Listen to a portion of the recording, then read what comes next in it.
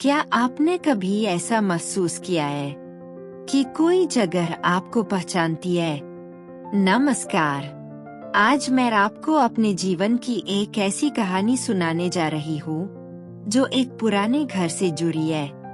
एक ऐसा घर जो सालों से खाली था, लेकिन फिर भी जैसे उसमें कोई मौजूद था। जब मैं पहली बार उस घर के पास गई तो मुझे सिर्फ जिज्ञासा हुई थी, लेकिन धीरे धीरे मुझे एहसास हुआ कि वह घर मुझे देख ही नहीं रहा था, बल्कि मुझे पहचानता भी था। और फिर एक दिन मुझे अपने ही नाम की आवाज सुनाई दी।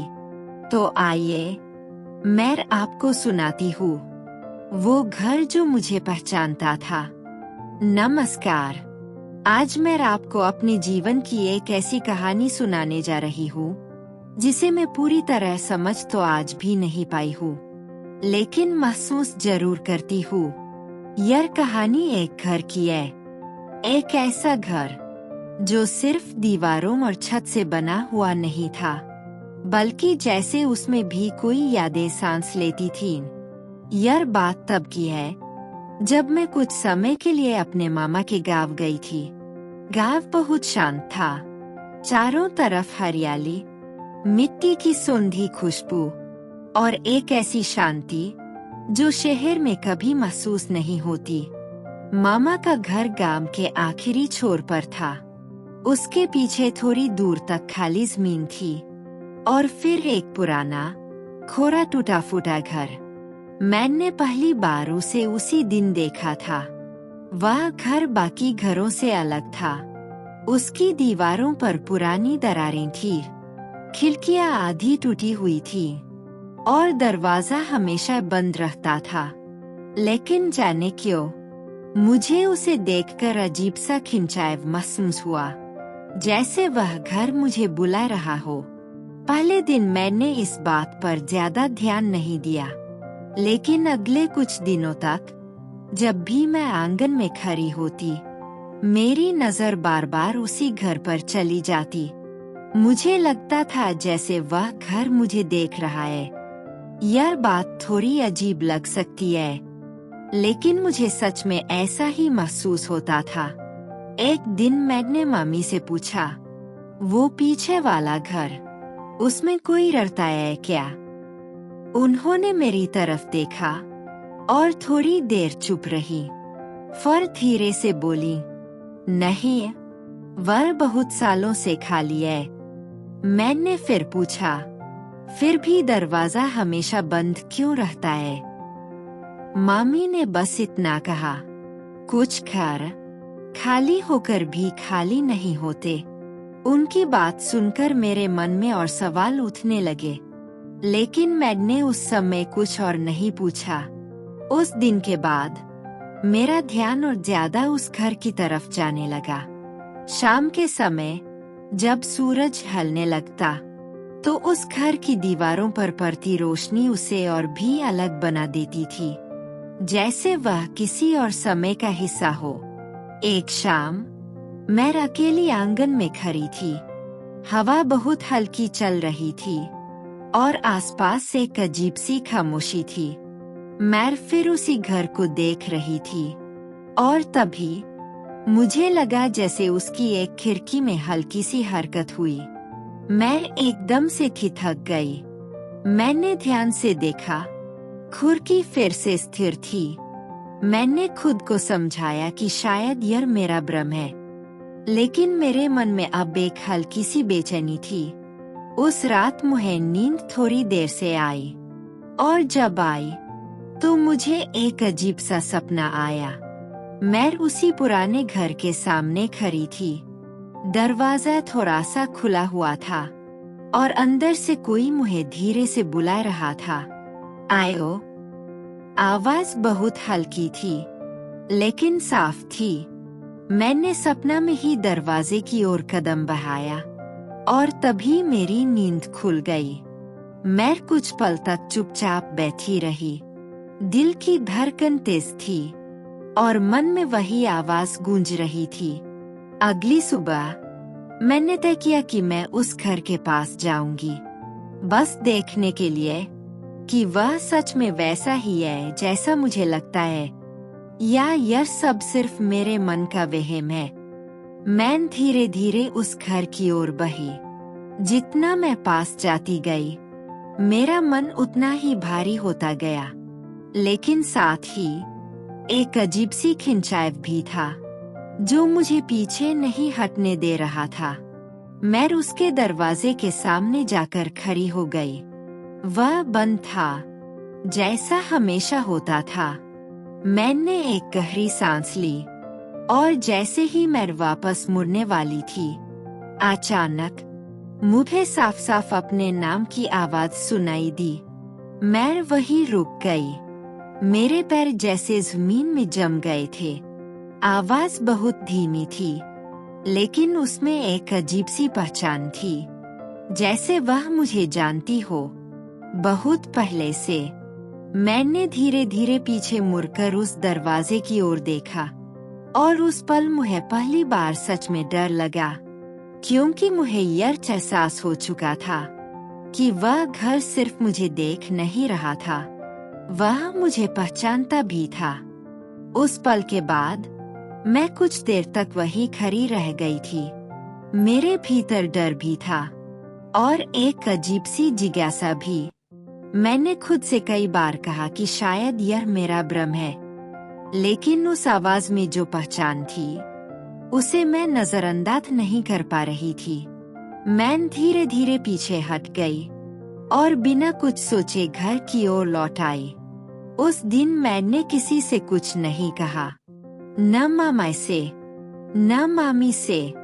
मुझे लगा अगर मैं यह बात कहूंगी तो शायद लोग इसे सिर्फ एक सपना या वहम समझेंगे, लेकिन मेरे लिए वह सिर्फ वहम नहीं था। उस दिन के बाद मैं उस घर से थोड़ा दूर रहने लगी। अब मैं जानबूझकर उस तरफ नहीं देखती थी, लेकिन अजीब बात यह थी कि जितना मैं उससे दूर जाना चाहती थी, उतना ही वह मेरे मन में और करीब आता जा रहा था। रात को सोते समय भी मुझे बार बार वही सपना आने लगा। मैं उस घर के सामने खड़ी होती, दरवाजा इस बार थोड़ा और खुला होता, और अंदर से वही आवाज, आओ।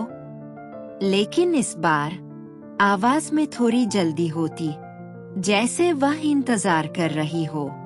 मैं हर बार दरवाजे के पास तक पहुंचती और फिर मेरी नींद खुल जाती। धीरे धीरे मुझे लगने लगा कि यह सिर्फ सपना नहीं है, जैसे वह घर सच में मुझसे कुछ कहना चाहता है। एक दिन मैं अपने मन को और रोक नहीं पाई। मैंने तय किया कि आज मैं फिर से उस घर के पास जाऊंगी, और इस बार डर कर वापस नहीं आऊंगी। शाम का समय था, आसमान हल्का नारंगी हो रहा था और हवा में एक ठंडक सी थी। मैं धीरे धीरे उस घर की ओर बही। दरवाजा धीरे धीरे खुल गया। अंदर अंधेरा था, हवा थोड़ी ठंडी और भारी लग रही थी। मैंने एक कदम अंदर रखा। फर्श पर धूल जमी हुई थी और ऐसा लग रहा था कि यहाँ बहुत समय से कोई नहीं आया, लेकिन फिर भी मुझे ऐसा महसूस हो रहा था कि मैं अकेली नहीं हूँ।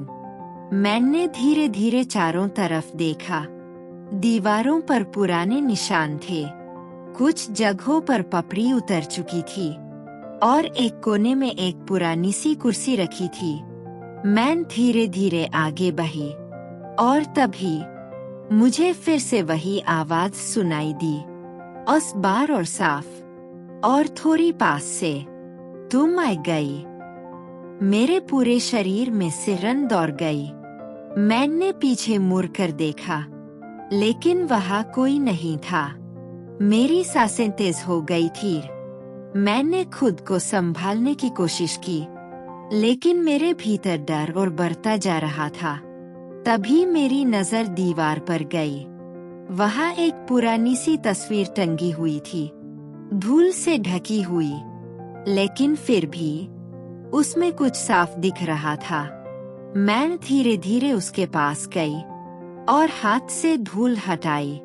जैसे ही तस्वीर साफ हुई, मैं कुछ पल के लिए वहीं रुक गई, क्योंकि उस तस्वीर में एक लड़की थी। वह मेरे जैसी दिख रही थी। नहीं, सिर्फ जैसी नहीं, वह लगभग मेरी तरह ही थी। चेहरा, आंखें, यहाँ तक कि उसकी हल्की सी मुस्कान भी, सब कुछ बहुत मिलता जुलता था। मेरे हाथ कांपने लगे। मैंने पीछे हटने की कोशिश की, लेकिन मेरे पैर जैसे जम गए थे। और तभी उस कमरे के अंदर की हवा अचानक और ठंडी हो गई, और वही आवाज अब बिल्कुल मेरे पीछे से आई। मैं तुम्हारा इंतजार कर रही थी। मैंने धीरे धीरे पीछे मुड़कर देखा, और उस पल मुझे यह समझ आ गया, यह सिर्फ एक घर नहीं था, यह किसी की कहानी थी जो शायद अभी तक पूरी नहीं हुई थी। उस आवाज को अपने बिल्कुल पास महसूस करते ही मैं धीरे धीरे पीछे मुड़ी, लेकिन वहाँ कोई नहीं था। कमरा वही था, दीवारें वही, लेकिन अब उस खामोशी में एक अजीब सी मौजूदगी थी। मेरी नजर फिर से उस तस्वीर पर गई। वह लड़की जो बिल्कुल मेरी तरह दिख रही थी, उस बार उसे देखकर डर कम लगा और एक हल्की सी पहचान महसूस हुई। मैं उसके पास गई और ध्यान से देखा। तस्वीर के नीचे कुछ लिखा हुआ था, धुंधला सा नाम, जो मेरे नाम से बहुत मिलता जुलता था। बस एक छोटा सा फर्क। मेरे मन में सवाल उठे, लेकिन जवाब कहीं नहीं थे। तभी वही आवाज फिर से सुनाई दी, जो अधूरा रह गया, वही वापस आता है। मैं कुछ समझ नहीं पा रही थी, लेकिन इतना महसूस हो रहा था कि यह घर और वह लड़की किसी तरह मुझसे जुड़े हुए हैं। मैंने धीरे से कहा, तुम कौन हो? कुछ पल खामोशी रही, फिर बहुत हल्की सी आवाज आई, तुम ही। मेरे भीतर एक अजीब सी शांति उतरने लगी, जैसे डर धीरे धीरे कम हो रहा हो। मैंने फिर कुछ नहीं पूछा, बस चुपचाप खड़ी रही, और उसी पल मुझे लगा जैसे कोई मेरे पास से गुजर गया हो, बहुत हल्के से। न कोई आकृति, न कोई आवाज, बस एक एहसास। और मेरे मन में एक बात साफ हो गई कि जो भी अधूरा था, वह अब थोड़ा पूरा हो गया है। मैं धीरे धीरे उस कमरे से बाहर आ गई। इस बार मैंने पीछे मुड़कर नहीं देखा। डर अब नहीं था, बस एक शांत सा एहसास था। शायद हर अधूरी कहानी को कभी न कभी अपना अंत मिल ही जाता है। कभी कभी कुछ कहानियां हमें पूरी तरह समझ नहीं आती, लेकिन उनका एहसास हमारे साथ रह जाता है। मेरे लिए वह एहसास एक पुराने घर से जुड़ा है, जो शायद खाली नहीं था, और जिसने मुझे यह समझाया कि हर कहानी सिर्फ दिखाई नहीं देती, कुछ कहानियां महसूस की जाती है। आज भी जब मैं उस घर को याद करती हूँ, तो डर नहीं लगता, बस एक शांत सी भावना आती है, जैसे कोई अधूरी बात आखिरकार पूरी हो गई हो। शायद जीवन भी हमें यही सिखाता है कि हर रहस्य को समझना जरूरी नहीं होता, कभी कभी उसे स्वीकार करना ही काफी होता है। अगर आपको यह कहानी पसंद आई हो, तो वीडियो को लाइक करें, चैनल को सब्सक्राइब करें, और इसे अपने दोस्तों के साथ जरूर साझा करें। धन्यवाद।